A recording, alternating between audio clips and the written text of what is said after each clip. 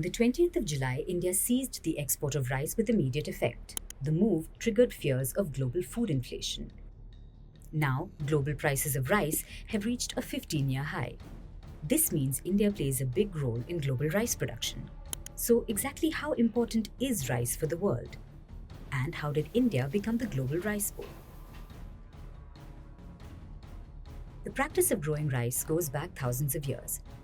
Some historians say paddy cultivation goes back to almost 8000 BC.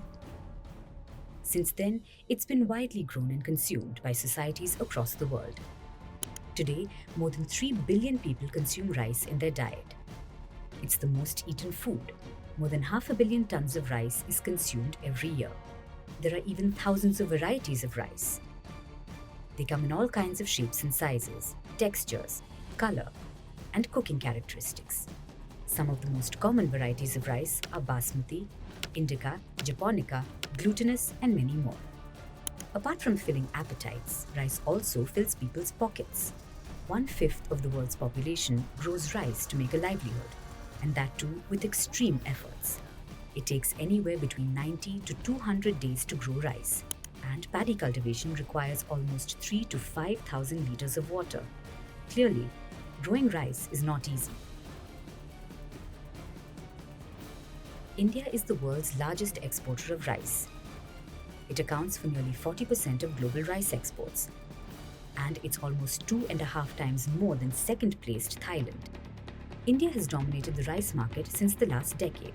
The total revenue from exports has crossed $7 billion, and India ships out almost 13 million tons of rice annually. India's rice exports are categorized into two categories. These are basmati and non-basmati. 3/4 of India's total rice exports are non-basmati. The remaining is basmati. So, where does India's rice get exported to? 8 out of the top 10 destinations for India's rice are in Africa. This year, Benin bought the most amount of non-basmati rice from India. They were followed by Senegal and Kenya. Meanwhile, Indian rice is also very popular in West Asia. The largest buyer of basmati rice was Saudi Arabia, followed by Iran and Iraq. Clearly, there's a global appetite for India's rice. Indian farmers account for nearly half of the country's workforce. Rice is usually cultivated during the rainy season in India, which is called the monsoon. However, this year, the monsoon arrived late, and when they came, they drenched large parts of the country. The floodwaters caused significant damage to the paddy crop, and India wants to ensure that there's sufficient rice for its own large population of 1.4 billion people.